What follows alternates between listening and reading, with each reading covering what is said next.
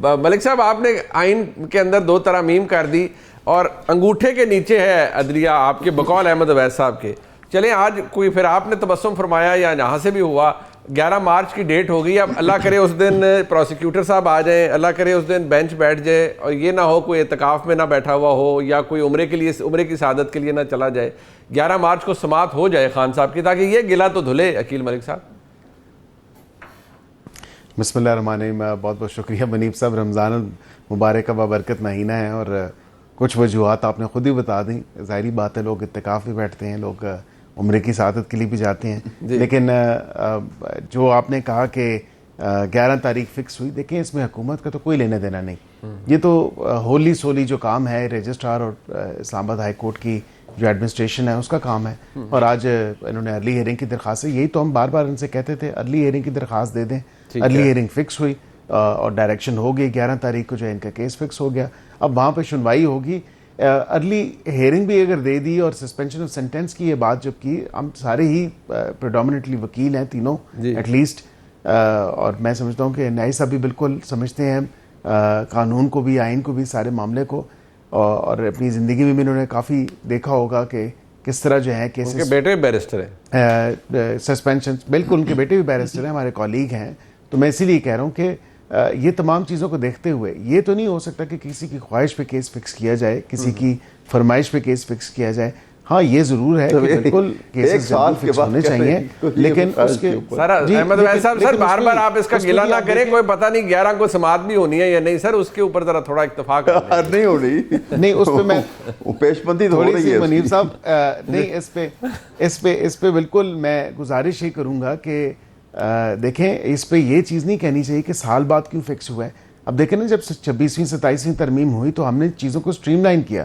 ہم نے کہا کہ کم از کم اپنے وقت پہ ہو اور کسی کا اور جلدی ڈسپوزل ہو چیزوں کا. سپریم کورٹ میں دیکھیں کیا اگر 26ویں 27ویں ترمیم نہ ہوئی ہوتی تو کیا سپریم کورٹ میں ان کی متفرق درخواست لگتی جو کھوسہ صاحب نے دی تھی, اور پھر یہ ڈاکٹرز کو ایگزامینیشن کے لیے اسپتال and so and so forth, یہ تمام تو چیزیں ہوتی ہیں. اب تو وہاں پہ بھی ایک درخواست دائر کی ہوئی ہے ارلی ہیئرنگ کی کہ یہ تمام تر معاملہ جو ہے آپ فکس کریں.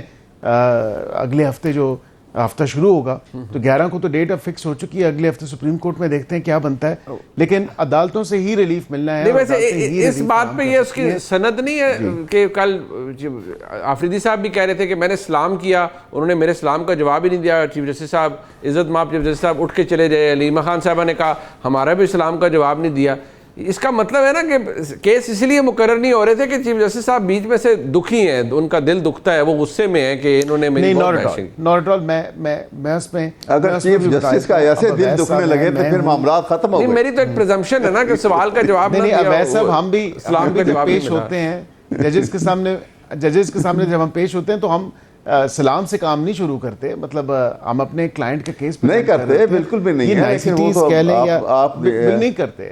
ہم دیکھیں نا, مطلب یہ تمام تر معاملہ صبح ارجنٹ پہ کیس لگاؤ تو پہلے سب سے پہلے یہ تو نہیں کہتے السلام علیکم جی, یہ وہ تو نہ ہوتا ہے نہ کوئی معاملہ ہوتا ہے, وہ تو فٹافٹ جو ہے. مطلب آپ جو چیف جسٹس صاحب کا سلام کا جواب نہ دینا ہے آپ سمجھتے ہیں it is not a problem at all, Afridi صاحب کو سلام کرنا نہیں چاہیے. It's not a problem at all because courtroom کا کچھ ڈیکورم ہوتا ہے, کورٹ روم کے کچھ دیکھیں نا, آپ پرسنلی جا کے ان کو یہ تو نہیں کہہ سکتے السلام علیکم جی کیا حال ہے آپ کے, یہ تو نہیں چلے گا نا, وہاں پہ عدالت ہے.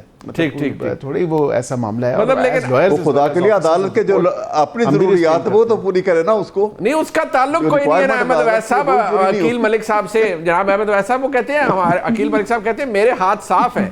وہ قانون کے طور پہ صاف ہے, ویسے قانون کے ہاتھ لمبے ہوتے ہیں لیکن ان کے ہاتھ لمبے ہونے کے ساتھ ساتھ صاف بھی ہیں. نہیں, ان کے ملک صاحب کے ہاتھ واقعی صاف ہیں, یہ بالکل ہی ڈیفرنٹ پرسن, لیکن کیا کریں اب ایک مجبوری میں موجود ہیں, آپ کیا کر سکتے ہیں. چلے نیائی صاحب, ویسے حکومتی ہاتھ چاہے وہ عقیل ملک صاحب کے ہوں یا جناب اعظم نذیر تارڑ صاحب کے ہوں, وہ قانونی طور پر لمبے تو بہت ہے, باثر بھی بہت ہے, صاف ہے, کیونکہ جناب احمد اویس صاحب فرما رہے ہیں کہ اس میں نا 26ویں 27ویں ترمیم کی گرد ہے جو ہاتھوں پر ہے, اسی لیے عدلیہ انگوٹھے کے نیچے ہے. منیر صاحب مجھے بڑا جو ہے نا, آپ نے ایک چیز جو ہے جو آپ کو فائدہ نہیں ہے جی, آپ نے صرف کوئی ایک دور دیکھو گا, 2 دور دیکھو گا جی, میرے خیال اویس صاحب نے بھی میری طرح کوئی 6-7 قسم کے اس طرح کے دور دیکھ چکے ہیں. جی وہ کہتے ہیں مٹاتا ہے پیر و جواں کیسے کیسے، بدلتا ہے آسمان کیسے کیسے. ویسا جب آپ یہ مزے لوٹے تھے آپ تو اس وقت احساس کر دیا کرتے اور ساکر نثار صاحب کی عدالت کو انجوائے نہ کرتے اور نہ عمر طاہر بلیال صاحب کی عدالتوں کو انجوائے کرتے تو آج آپ کی شکایت جو بڑی درست ہے اس کو کوئی لیگ کی بیسی ہوتی. کرائسس ملک کا کیا ہے کہ یقیناً ایسے ہم جھاڑ کے کھڑے ہو جاتے ہیں. مجھے تو تکلیف اب بھی ہو رہی ہے کہ زیادتی ہو رہی ہے، لیکن زیادتی کا سلسلہ اب تو نہیں شروع ہوا. ایک تو صدی بیت گئی، اب تو پاکستان کے اندر یہ چیزیں جو ہے ہمارے ایک نارم ہے ان چیزوں. باقی یہ کہ جیسے عقیل صاحب کہہ رہے ہیں کہ دیکھو مجھے نہیں پتا کورٹ کا کیا ماحول ہے، کس ماحول میں اسلام کیا گیا ہے، اسلام کا سٹائل کیا ہے، کورسو کنڈیشنز ہیں. اور پھر کورٹ کے اندر میں نے تو گڈ مارننگ سر کرتے کبھی کسی کو نہیں دیکھا. وہ آئے اور پہلے کہ وہ ایک آپ کو پتہ ہے آپ جھک کے اندر بیٹھ جاتے ہیں عدالت میں کہ آپ کتنے سینئر وکیل ہیں اور کتنا پہ ینگ جج بیٹھا ہے اور جھک کے بیٹھ کچھ بیک کیے بغیر منہ میں نکلتے ہیں. یہ تو اس میں سلام دعا کی تو بات بعد میں آتی ہے، اس سے پہلے تو ہوتے ہیں اپنی بات سنی جائے. اور میرے خیال سنی گئی تحریک انصاف کے لیے جتھا دن ہے، لیکن یہ کہ انصاف ملے گا. یہ میں ایک واقعہ سناؤں گا اس کے بعد آپ کو اس کے اوپر. اچھا جی چلیں. تو بہرحال دیکھیں جی تحریک انصاف جو ہے وہ کہتا ہے you live by the sword you die by the sword. بعد ایک طریقے سے انہوں نے زندگی گزاری ہے، اب اسی طریقے سے ان کو جو ہے نا اسی تلوار کے نیچے ان کی گردن آئی ہوئی ہے. اب مجھے تو جو ہے میں تو ہوتا تو کیا شکایت کرتا. اب ان کو شکایت ہوتی ہے کسی کو تو بس دیکھ لیں. ان کا گلہ یہ ہے کہ سر ان کا گلہ یہ ہے کہ اس دفعہ جو تلوار ہے نا وہ اس کی دھار بہت تیز ہے، اور وہ عقیل ملک صاحب کی مسکراہٹ جیسی ہمارے بھائی ہیں وہ تو محسوس نہیں ہونے دیتے، لیکن ان کے قانون کی دھار بہت تیز ہے.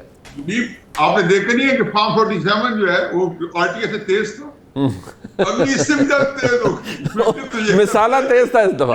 یہ تو کوئی پیچھے سے کبھی آپ نے دیکھا نہیں ہے کہ اس کے اوپر امپروومنٹ ہی کر دیا انہوں نے. اور یہ میرا خیال ہے اسسمنٹ ہی نہیں ہے کس تلوار کے نیچے آئی ہے. میرا خیال ہے جی احمد منیب صاحب، میرا خیال ہے کہ تیل نہیں ایک کند ہے. اچھا دھار کند ہے. اچھا اوکے. اس وجہ سے وہ اس مسلسل تکلیف میں ہے، ورنہ ذبح ہو کے ختم ہو جاتے. کے نیچے لگے گردن آئی ہو. صاحب کہہ رہے ویسے کہ کند ہے اس لیے جو نیچے پڑے ان کو زیادہ تکلیف ہو رہی ہے گردن کٹوانے میں. یہ تو جاتی ہے. وہ غالب نے یہ کہا تھا. منیب صاحب بات سنیے، غالب کا بڑا مشہور ایک شعر تھا، ہے تو وہ فارسی کا تھا. انہوں نے کہا کہ بے خود بوقت ذبح تپیدن گناہ من، دانستہ دشنہ تیز نہ کردن گناہ کیست.